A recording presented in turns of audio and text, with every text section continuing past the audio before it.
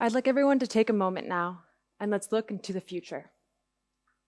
Videos and photos taken by people in Ukraine during the war and posted to social media are being used as evidence in court. They've been properly verified, understood to be authentic, and corroborate exactly what a witness is testifying, leading someone to being held accountable for the worst crimes. This is my dream. It's a very niche dream, but it's mine nonetheless. And it's not just my dream. This is something that people have been working towards for a long time. Really since the Arab Spring, when we first saw the power of social media to organize and hold power to account. And in that same vein, to have people who are not there independently verify things via social media. So really, this is the collective dream of many journalists, activists, survivors, lawyers, and open source investigators. Me, I'm an open source investigator. Now, what is an open source investigator? Have you ever been to a party and then met someone and later found and added them on Instagram using just their first name? That's open source investigation.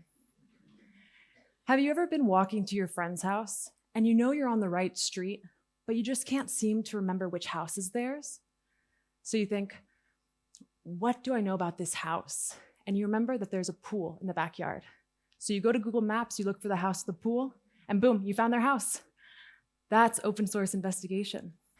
Open source investigations, though seemingly fancy or intimidating, are something we all do in our daily lives.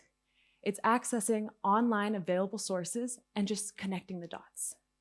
It's something we all already do, and it's something anyone can do. So take a look at this photo. Can anyone tell me where it is? It's the Matterhorn. Now, how did you know that this was it? Is it the iconic shape of the mountain? Or did you look a little bit closer and see that there's a sign there that says exactly where it is? Or maybe it was something altogether different. Maybe you noticed the chairlift in the background or the vehicle there, or maybe it was just the fencing around the cows. But do you see how everyone can kind of contribute something here? We call the process of identifying the location in a photo or video geolocation. Now, take a look at this photo. Using the same concepts we just did to identify the location of the last photo, we can find this photo. So can anyone tell me where this is? A bit harder, right? So if we look at the identifying features, so the houses, but also things like the mangroves, the boat in the background, and then things like the shadows to identify the direction of the sun. We can use all these things paired with other online content and satellite imagery. And using all these things, my colleague Carlos geolocated this to a small village in Madagascar. He geolocated this while working on Europol's Trace and Object Initiative, a project that works to combat child sexual abuse. Anyone can do this type of work with the right amount of practice. And in the case of that last photo, it can have a real-world impact. You see, these days, with the accessibility of smartphones, the internet, and social media, we're more interconnected than ever before. We can see what's happening in different parts of the world as it's happening, instead of having to read about it in the news days later. I think this was apparent for a lot of people this year, when after Russia's invasion of Ukraine, we were able to see the horrors of the world experienced by people just like us through their social media posts. But this isn't just applicable to Ukraine. We've seen this in Syria, Myanmar, Ethiopia, and many other contexts.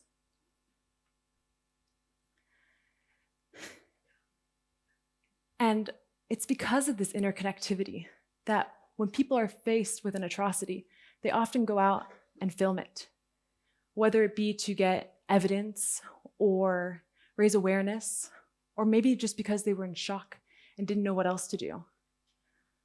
But when this happens, and when people go out and do this, whether they realize it or not, and whether they would identify themselves as this or not, they essentially become citizen journalists. Me, I'm an open source investigator at Bellingcat. At Bellingcat, we take the same concepts I just mentioned with the photos, and we use it to investigate everything from environmental destruction to war crimes, all with open source information. Founded originally by a group of volunteers crowdsourcing together on the internet, we believe in the power of the people, be it the people taking that content or the ones working to geolocate it. So a few moments ago, we all worked together to find that location of the Matterhorn. And we got there so much more quickly together.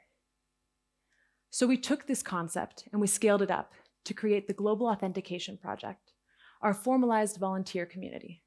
And by formalized volunteer community, I mean that anyone can apply to join, receive training, and then are given structured tasks that feed into our larger investigations, especially when there's large amounts of data involved. So for our first project, we thought it would be interesting in mid-February to monitor the Russian troop movement along the border with Ukraine. We were set to onboard our first group of volunteers on the 24th of February in the afternoon. Instead, we woke up that morning to a much different world, with a full-fledged invasion happening here in Europe. We were quickly able to pivot, and we decided that the best use of our resources was to identify instances of harm to civilians. And it wasn't just us working on this type of work. I've never seen such a surge of people interested in open source investigations, people coming from every sector to try to contribute from their speciality. Us at Bellingcat, we were absolutely overwhelmed by the support we had for this project. Our volunteers went from 14 to 32, with over 150 people on the wait list. And volunteers were from everywhere, Russians and Ukrainians working together to look at social media posts and try to pinpoint, where did this happen? For our project, we had two goals, and I'll talk about the first one first. First, we created a time map, which locates these instances of harm to civilians and places them in both space and time. And this will ultimately serve as a living history of the war, with content captured by citizen journalists and geolocated by citizen investigators, and checked by Bellingcat staff, of course. But together, we've geolocated 997 instances of harm to civilians. They say that the history of war is written by its victors. Now we can write the history as it happens. Now, before getting to that second goal, I have a short story for you. In the beginning of the war, one of my volunteers came up to me and she asked me, "How do you find hope?" She said she knew that I spent my career looking at content from war zones, and so she asked, "How do you find hope?" I thought about this long and hard, and originally I answered it a bit differently. Now I believe my answer is twofold. It's people and justice. For people, I've never met so many incredible people as I have in this field.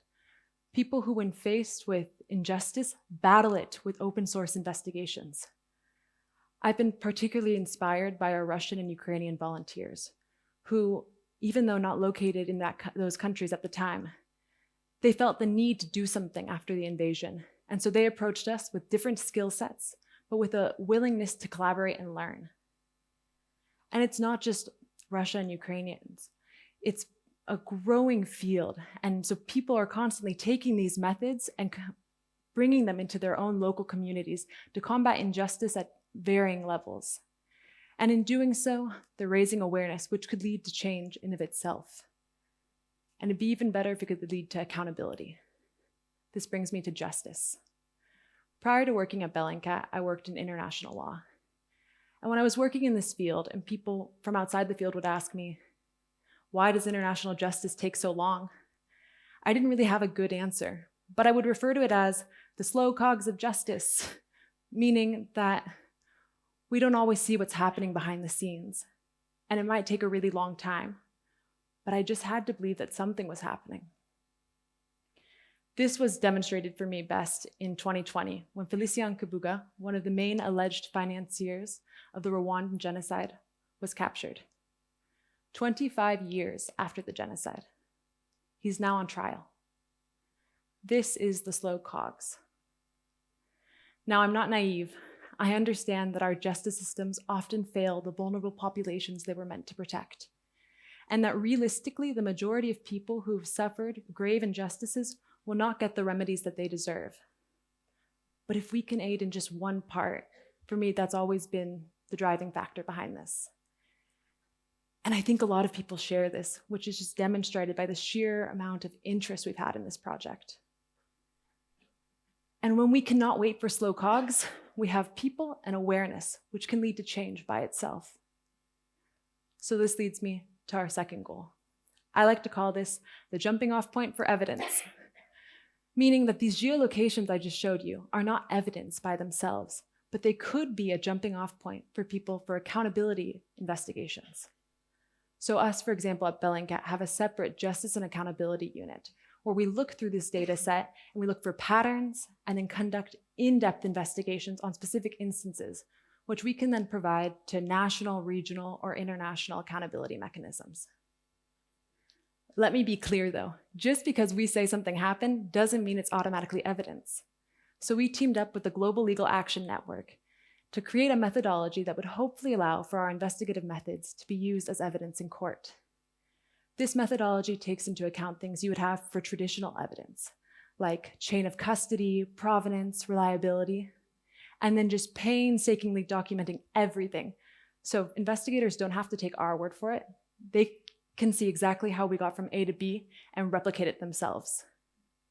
But let me stress, even though I believe this is a strong tool to have in any prosecutor's repertoire, it by no means should be the only one. Open source information, when properly verified, should be used in conjunction with traditional forms of evidence. So witness testimony, physical evidence, and documentation. But when one of these things is missing, open source information can make the world of a difference. Of course, there are lots of caveats to all of this, but finding these locations of harmed civilians, like our volunteers are, just makes a good jumping off point to get through the massive amounts of data we have coming out of the conflict each day. And this doesn't just apply to Ukraine. This can be used to identify abuse against women and girls in Iran, environmental destruction in Brazil, and police brutality in the US. Because together, we can crowdsource information on social media that can lead to evidence of the worst crimes. So I ask you now to think back to that dream I mentioned in the beginning, the one where a piece of social media is being used as evidence to corroborate what a witness is testifying, leading to someone being held accountable for terrible crimes. And know that working together, this dream becoming a reality is not so far away. Thank you.